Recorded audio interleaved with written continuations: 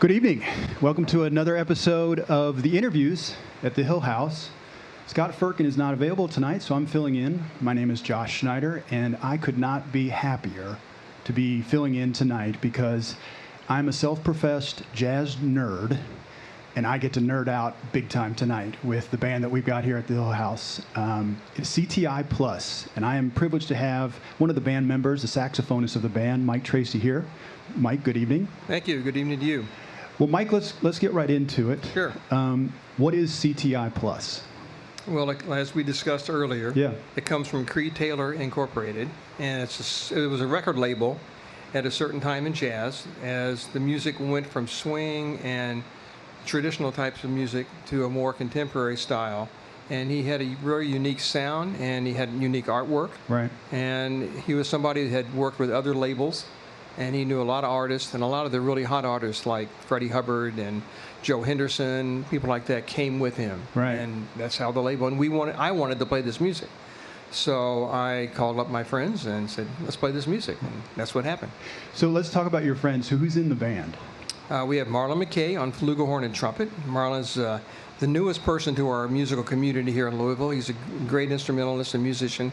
We're really lucky to have him. And then on guitar, we have Craig Wagner. Craig and I have known each other, seems like forever. We've been all over the world together playing music, and it's always a treat playing with Craig.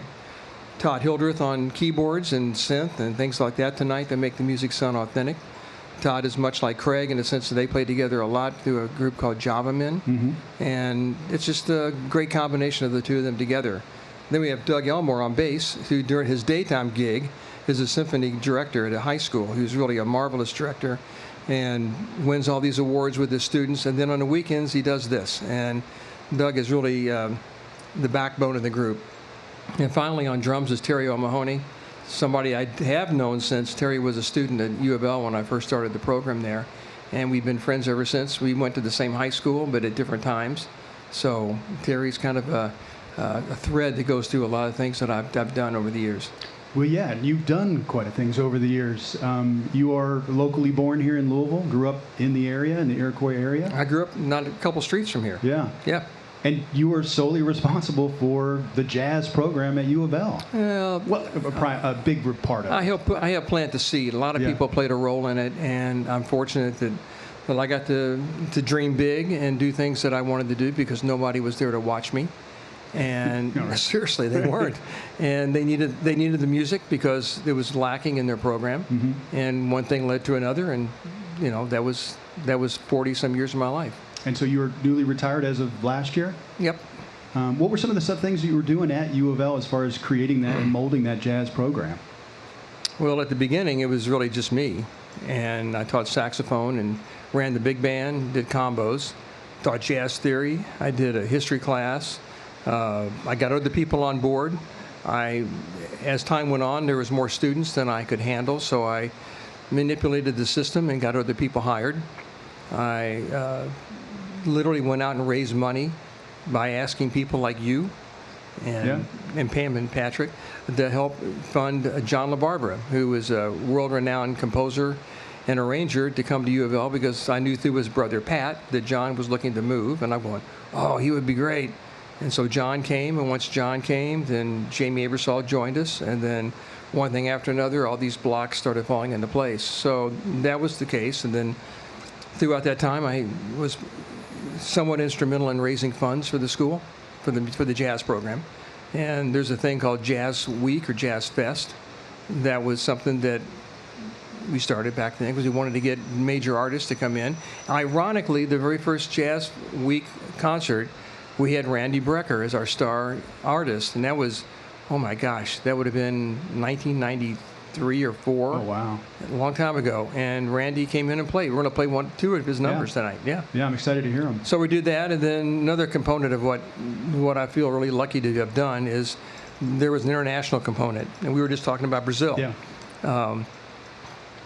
We have students from all over the world that came to school because of interactions that we had through friends, through contacts, things like that came to school. So we have graduates that are teaching programs throughout Europe and throughout South America.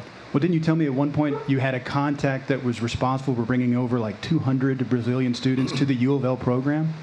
Well, that's, yeah, kind of. What happened is I met this guy who was looking for a place to go to school, and Vadim, he was there, and I was part-time, and they said, come back in, this guy wants to talk, and I said, I'm So I ended up coming back in. He and I met, and that one moment changed the lives of thousands of people, because he came to school, he graduated, he went back to Brazil, became the head of their program in Brasilia. He invited me to come down. I went down, I met all these musicians who are now friends of mine, who are now alumni of U of L, and their families would come here, our families would go there. There was one year that I took 40 people to Brazil to play concerts, and we still keep that alive. I was there this year, and it's a big family. We go there, and everybody gets together, and we all commiserate about where our families have gone. That same person, he now is a grandfather of twins. I have twins. And so it's all these things that are connected that happen through U of L. And, well, let's go into that, because you were talking about the fact that you have these, you're still educating. You're still teaching to some degree and participating in the jazz journey. And you were talking about some of the camps that you're involved in. Could you tell the audience about that? Sure. Well, I have had a workshop here in town for the last 4 years. After COVID, things had to change, and this workshop was designed for adults, people like the people here tonight. Yeah. And if you played music and wanted to play jazz, then we had a week-long workshop that we just completed a month ago. The same faculty that's here, they've taught that workshop, because they're all great educators. And these people go back home and they spread the word. And we're doing that. The next year I'm taking a group to Brazil. If anybody wants to come, you're welcome to join. I'll give you the information for it. That'll be a workshop there, learning Brazilian music with 20-plus Brazilian musicians. Many of the ones that went to school here, they all speak English. They all love being with us, and it's a great time. So very cool. That's part of what I'm still doing. Very cool. Well, let's talk about the set list tonight before we run out of time. So we're doing a jazz fusion set list tonight, and it's interesting. I mean, I'm, like I said, I'm a jazz nerd. There's stuff in here that I hadn't really even listened to, Me neither. So let's get to so as a collective unit, how do you guys get together? And as I understand it, this is really only the fourth time you guys have played together? In public, yeah. So as a unit, how do you guys get together and decide what you're going to play for a show like the Hill House? Well, first off, Pam and Patrick asked to put a fusion thing together. And when I started thinking about it, I'm going, when I think of fusion music, I don't think of horns. No. At first. And then I started going, well, what are we going to do? That's the identity of the group. Is part of it is having horns in it. And so as more I started thinking about it, I went, oh, the Brecker brothers, they have things. And then it started growing from there. And then I asked the guys, okay, do you have any suggestions? Doug suggested a couple of Jaco Pastorius pieces, and somebody else did this, and someone else did that. Marlon wanted to do this one. And so it's a collective. It's not any one person's band. We're all doing this together. And that's a better way of doing it, because we all have a say. Yeah. Well, and that's interesting, because that's the other observation I made was each particular song really stretches out a single performer. So, yeah, your bass player is going to be worn out playing some Weather Report tonight because he's got some Jaco. He can sleep in tomorrow. It's okay. Right, exactly. But, I mean, so talk about David Sanborn is not somebody I normally think of as a fusion type. I think of him more of kind of as a popular jazz. So as far as, and he's featured, his song, it's Marcus Miller that's most of the stuff that's on tonight. But where is that coming from as far as, anybody a huge fan of David Sanborn, or was that just kind of a... I was stretching. I was trying to find people that played the style of music that could be considered fusion. And fusion, for me, is a bigger thing than just a couple different groups. So I tried to think of it as fusing music that was traditional from the bebop era and the hard bop and all that to what's more contemporary. And so that opened the door up to someone like Miles Davis or Eddie Harris, things of that nature. So it was a fusing of different styles that became popular. That's how I saw it. Right. I mean, like a fusion group would be like My Vishnu Orchestra. Well, we don't have a violin player. Right. So you can't do that. And then you have Chick, but he had horns at times too. Right. So there's all kind of different things, and it could be done in different directions. So I tried to find things that fit the individuals in the band. So if you could, would you educate the audience as far as your definition of fusion? What do you...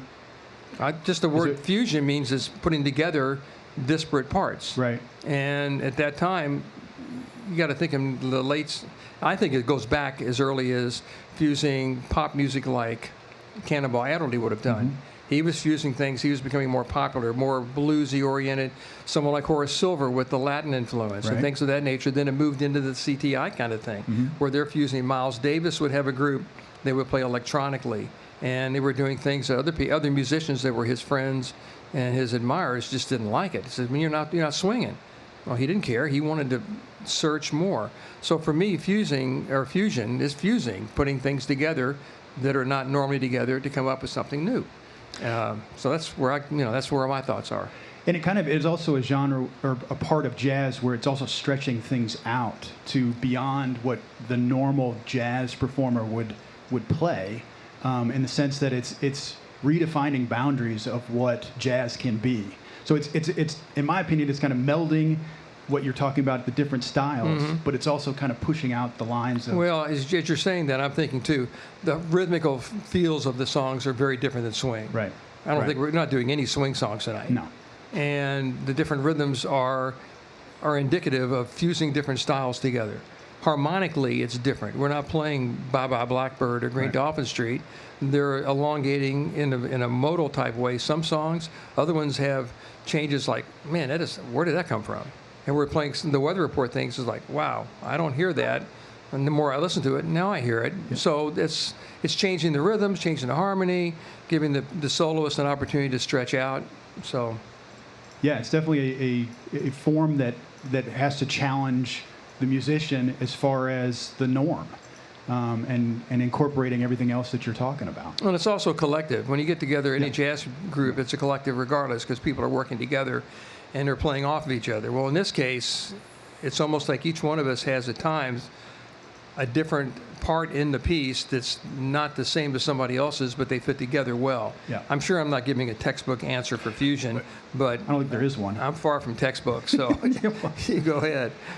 No, I just figured as a former professor, it's good to have you educate the audience as far as, what... Because I think jazz is defined by its different stages, certainly, and fusion is a major role in the history of jazz. No, and I'll be straight with you. A lot of this stuff I didn't listen to before. I mean, I listened to it. I knew it was there. I appreciated the people playing it. Right. But when I'm going, I got to play this. I better learn this. So you can ask my wife. There was many nights I would stay up till midnight, and I'm playing through these tunes with the recordings and trying to just understand what's going on, because my background is in more traditional things, bebop and hard bop and Brazilian music, and this was a stretch for me, and I think for the group. Yeah. I don't think any one song all of us have played it, meaning that maybe somebody has played it, somebody else has played it, but the rest of us hadn't. Right. And then another song, these guys have played it, but they hadn't. Right.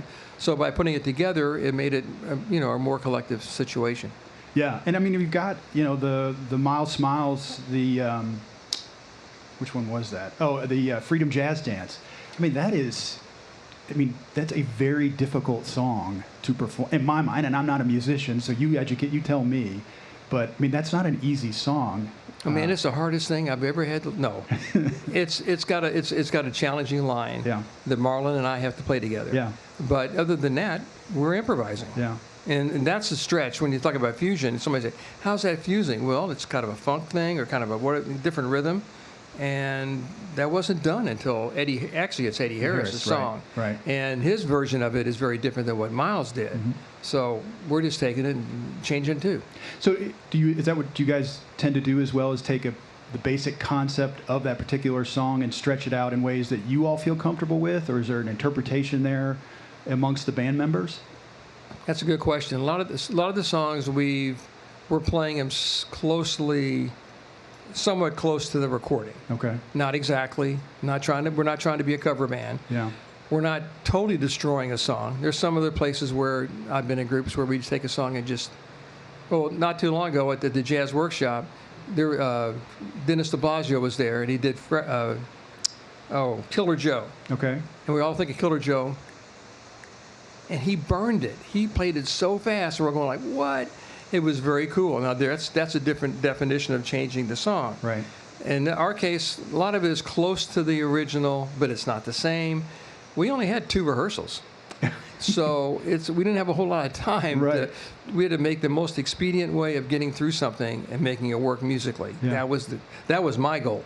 Okay.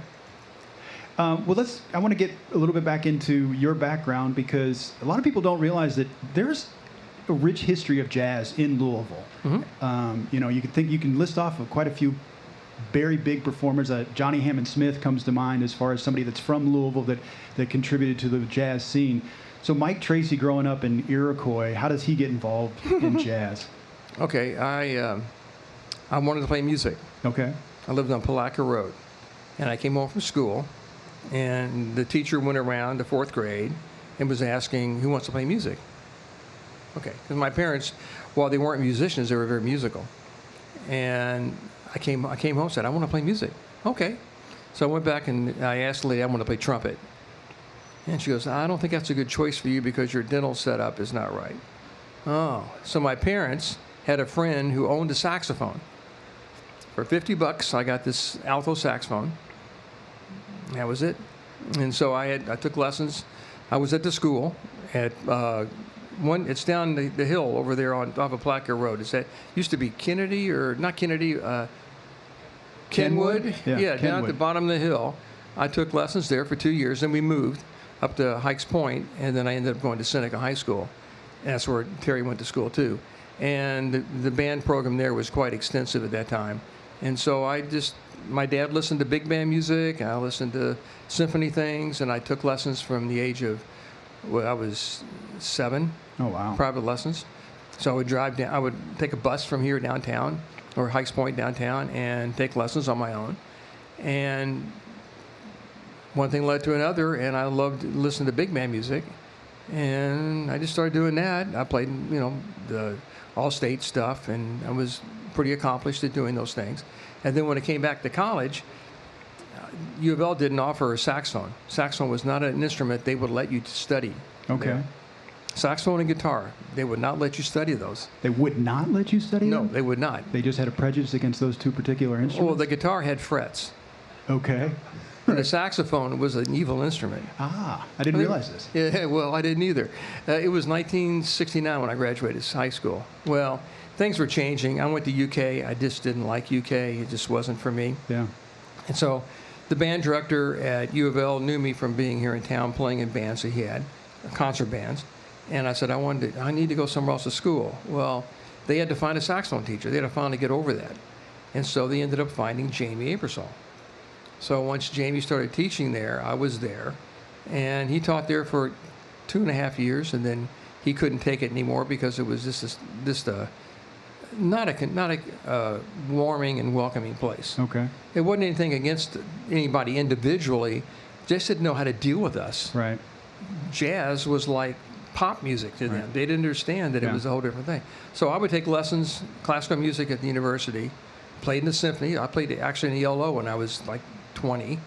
And then I would drive to Jamie's house in New Albany and take a jazz lesson. So that's how I got started. Okay. So big band, you were what, Johnny Hodges, Ben Webster, those guys, or even further back? No, as much as I love Johnny Hodges and Ben Webster, I didn't dig the sound. Okay. I wanted to sound more like Cannonball or Charlie Parker, and I listened to like Woody Herman and other big bands of that ilk, and that's where then later on in life I've learned to appreciate them, certainly. Yeah. Well, that's a good. Charlie Parker's a good place to start. Well, that's where Jamie's head was at, and that's who was teaching me. And and I would have Coleman Hawkins and Ben Webster and listen to them. Just that vibrato just didn't touch me. Right. But now, as an elderly person listening to this, I greatly appreciate what those men went through to play music. Yeah, yeah. Well, I think my time is running out. So, as I'm a former educator, you're still an educator. Jazz is one of those things that I think I would love to see it more present in kids K through 12. So if you were going to give one piece of advice to anybody out there that's trying to spread the love and joy of an appreciation of jazz, what advice would you, even if it's just like you should listen to X, Y, and Z, what in your mind, what's a good way to kind of initiate exactly what you grew up in as far as understanding, loving, and being addicted to jazz? Music is music. Yeah. And I go to bed at night listening to classical music. I wake up and I choose to listen to things on my computer from different countries. Friends will send me things. So it's a matter of being exposed. Yeah. When you just mentioned Johnny Hodges and Ben Webster, I can add Paul Desmond to that. I really, as a young person, they just didn't touch me. All right.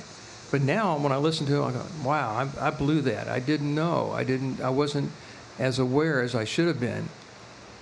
I think young people, as many as I've been around, and I include that from the age of 6 up to 60, because we're all young and we're all learning. You just got to be exposed. And have someone, I had a class, when COVID was here, there was a class I had online just about listening to jazz. That's a title comes from a friend of mine, Jerry Coker. And Jerry had a real perceptive way of explaining the music to the novice or to the person who was skilled. And I used that text as a model for what I shared. I guarantee you, if a young person, like Craig's son, he's playing oboe and saxophone, he's been exposed to this kind of music his whole life. He doesn't know any different. Right. He didn't have that barrier that I met when I tried to go to U of L back in 1969, 68. It was not something where they said, we don't understand it, so let's not do it. Yeah. As opposed to saying, I don't understand it, let's figure it out. Right. So I think that if I had an edict I could put across all the school systems, keep doing what you're doing, but to see if there's a time when you can add this. We do school concerts all the time, and we play things, and the students get really excited. First of all, they're out of class, and we're making noise, and I think that's cool. Right. But we play the music, and we talk to them about it, and we treat them as somewhat equals in this journey, because you can't. What is music if no one's listening to you?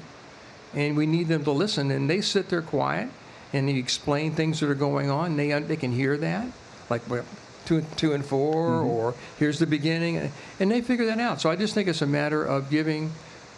And you can't ask the teachers to do too much more. They're overwhelmed. Right. A lot of them, when they go through school, are not given extensive education in jazz. So therefore, to ask them to explain that is asking a whole lot. But I mean, my whole life, when I was younger, when I first out of high school, out of college, I was part of the NEA. They did a mandate to put people into schools, jazz in the schools. Well, Harry Pickens was one. I met Harry there.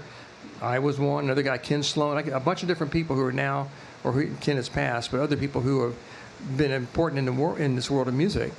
We were hired to go out into schools to help the teachers do this.